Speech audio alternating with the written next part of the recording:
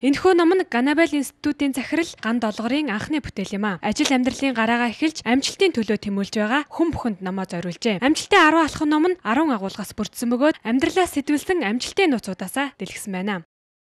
Миний бичсэн амжилтын 10 алхам гэдэг ном маань амжилтанд хүрэхийг хүсэж байгаа, амжилтын өөд мацаж байгаа тэр хүмүүст зориулсан ийм ном байгаа.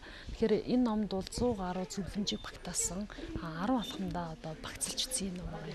Тэгэхээр миний одоо ном бичих болсон гол шалтгаан нь бол Монгол хүн болгон амжилтанд хүрээсэй гэж одоо мөрөөдөж хүсэж амжилтанд хүрсэн хүмүүстээр одоо судалгаа хийгээд амжилтанд хүрсэн хүмүүстэй одоо уулзаж амжилтанд хүрсэн хүмүүсийн номыг одоо уншиж судалсны одоо үндсэн дээр ер нь амжилтанд хүрсэн хүмүүс бол энэ 10 алхмыг заавалчгүй давсны дараагаар амжилтанд хүрэх ёстой байна гэдгийг бол ойлгож мэдсэн. Тэгээд энэ номыг одоо Монголынхаа үзэгчид, уншигчдаа зориулж байгаамаа.